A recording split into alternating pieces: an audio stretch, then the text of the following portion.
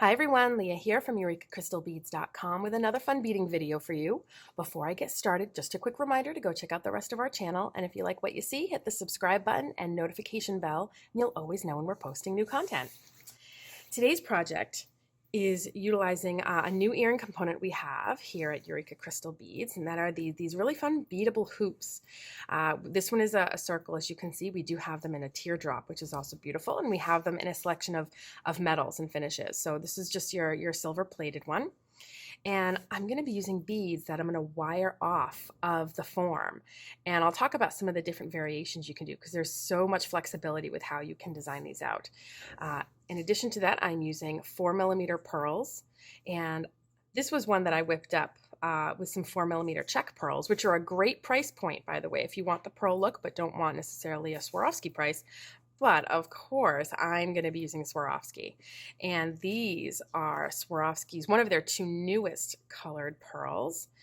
This is Iridescent Dreamy Light Blue, and it's the most beautiful of blues. Very, very iridescent, pearly, subtle purple finish on there. I think that these are just lovely for this earring. But the check pearls, like I said, are a great alternative if you want to spend a little bit less on them. But I'm going to be showing off these beautiful new pearls today. So let's talk about what else I'll be using. I will be using for wire 28 gauge craft wire, and this is in the color silver, and it's tarnish resistant, which is really great. And what's nice about the 28 gauge is that it's soft and flexible and really easy on your hands to work with. So we're going to be able to do some really fun things with it, but you're not going to be stressing your hands out. All right, the last thing we have are ear wires. Now, a note that I want to make about the ear wires. The loops on these earring findings here, the little loop at the very top, it's just as thick almost as the whole form, and it's pretty beefy. So it may not fit into every style of ear wire loop that you have. So what I'm going to show you how to do is to make this loop here a little bigger. That way you can make sure that your earring finding fits on the earring style that maybe you have at home. So let's start off by doing that first. So this is the style earring wire that I used. Nice little ball end, sort of gracefully shaped ear wire. I love these. We'll link you below to these and to everything else I used. Now what we're going to start by doing is just opening this loop up a little bit because we're going to reform it a little bigger. Okay. So now it's open. I'm going to take my round nose pliers and I'm going to start to make that shape just a little bit bigger. I'm just going to wrap it around the pliers and that little thicker part of the pliers there. That way that loop gets a little bit bigger. So now we're going to be able to get our earring finding on there. And I have these already done, but you can see how this earring finding right here will be able to now slip right onto it with no problem. Okay, so that's just a little quickie tip on how you can make those ear wire loops a little bit bigger so they can accommodate an earring setting that's a bit bigger like these are. And actually, this is my favorite style ear wire anyway. I love these, and I do like that they do lend themselves to some manipulation here if needed. Okay, so this is what we're going to be creating. Only like I said, I'm going to do a different color and a different type of pearl here. And there's a lot of fun that you can have with what beads you use. So again, I'm using a 4mm pearl. You could do a pearl that's smaller, like a lovely 3mm pearl, and have a daintier look. You could use like a bicone crystal, which would look stunning. I know Swarovski just came out with a whole bunch of beautiful new bicone colors, the opal shimmers. Definitely take a look. We have them up on the website, EurekaCrystalBeads.com. You'll notice I did kind of a fun little point at the bottom with 3 pearls. You can do those little points all the way around for an even bolder look, or you can leave that point out and just put a single pearl there like the rest of the earring. So there's a lot of fun things you can do here. So let's get started. Now for one half of the earring, I'm going to use about 2 feet of my wire. Now I will have some wire left over from that, but that's okay. You want to make sure that you have enough to hold on to. So it's really important to not go too exact on your wire where you're just going to have an inch left at the end. You really want to make sure you have enough to hold on to because you're going to want to wrap nice and tight. And having enough to hold on to is what's going to more easily allow you to do that. So let's get some pearls off here. Now I am going to remove my ear wire here just for now, just to get it out of the way. You can re-add it on at the end. And I'm going to start by holding my little tail of wire here and leave at least about 1 inch hanging off of your earring. You want to make sure that you have enough to really hold on to. And I have it over the top of the finding. You can see on the top side. And I'm going to push that wire through with my fingers. You can see how soft it is. And I'm going to start to wrap. And I want to wrap maybe about 3 to 4 times. And don't worry if your first wrap or two don't look great. We can snip those off. But you can notice I'm really using my thumb and my forefinger to really get it nice and tight around that form. I'm going to go one more time. And you want to end on the outside of your loop. Now, you can see that that first one is a little further away. Don't worry about it. You can easily reposition it a little bit closer. But the trick here is that we're using so few elements that it really becomes very crucial to make sure everything is neat and clean looking, because there's not going to be a lot of distraction elsewhere in a piece, like in a very elaborate necklace where your eye might not get drawn to one tiny detail. There's not a lot of distraction here. So you want to make sure that your wraps are nice and neat and clean, because there's not a lot going on here. So now you're going to take this and just move it to the top of your earring finding. It'll slide right along. This will get trimmed off later. Don't worry about that for now. Allow that to stay there, because that's sort of where you're going to be holding it first. And if it's cut too short right away, it might start to unravel on you. So, because we're going to be doing a lot of twisting after that. So now we're going to pick up one pearl. You're going to let your pearl float all the way down. And you're going to hold the pearl positioned on the outside of the form, and then just kind of pinch it between your fingers like that. And then push your wire through, grab it from the other side, and wrap it twice around your form. And the whole time I'm pinching that pearl, so that way that pearl can't shift, and end on the outside again. Just like that. And your pearl will sort of end up sitting at a little bit of an angle. But don't worry about that. Each one will sit at the identical angle, so the whole thing ends up looking nice and neat and clean. Let me show you that again. So now hold that new pearl, pinch it between your fingertips, get your wire through there, use your thumb and forefinger to really pull that nice and tight. It shouldn't be too hard. It's very easy to work with wire.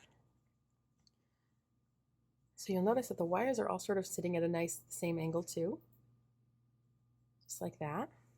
And there will be a front and a back to this earring. And I'll show you why in just a second.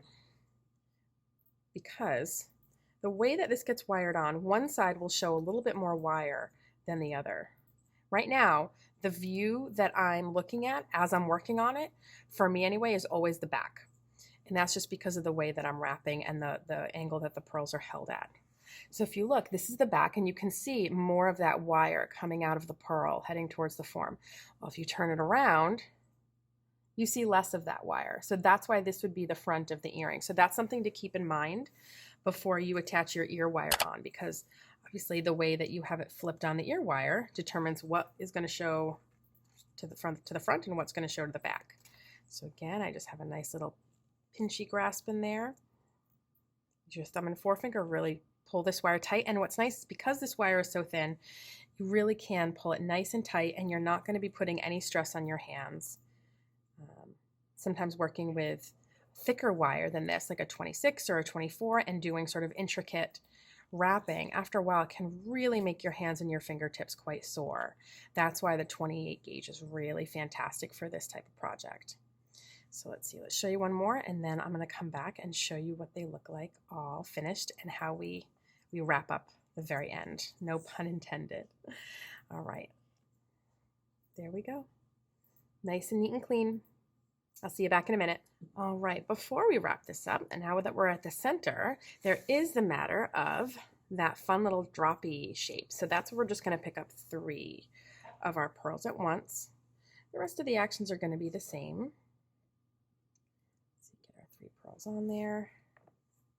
This is, of course, optional. You want to make sure that you're lined up right underneath that top loop. Now, in this case, I used a 4mm pearl. That meant that I did about 9 pearls before I picked up this little group of 3. And this can also, keep in mind, this can also compress a little bit too. So you're going to get your 3 down there, form them into a nice little triangle. And remember, hold them, pinch them into place with your fingertips, And once you get those 2 wraps after, they'll sort of be locked into place. Just like that. So now we just keep going, set aside the next 9 pearls to finish up the other side. And then that's going to be it. Okay. All right, I'll be back in a second to show you finishing up. All right, this is the earring with all of our beads wrapped on. Again, we had 9 on one side, 9 on the other side, and then the 3 down in the center. If you decide that you don't want to do that little group of 3, that little picot in the center, I would say just another 2 would fit in there perfectly. So this is the amount of wire we have left over. So you can see that 2 feet was pretty spot on because it is important that you have enough to hold on to even towards the end. I just went and wrapped it nice and tightly a few times around the end. And now the trick is going to be to trim nice and close. So I have my wire cutters here. We're going to get right in there, trim our wire. And no matter how close you trim, there's going to be a little bit left sticking up. That's okay, we can fix that because we're going to use our chain nose pliers to nudge in that little bit that's left behind to make sure that it's not sticking out. So you can see right there, I don't know if you can see that little tip of wire right there, but it's tucked in nicely. So let's get the other side done. There we go. All right, now we're going to get this back onto our ear wire. Remember, keeping in mind that there is a front and a back. This is our front. You can see the back has just a bit more wire showing.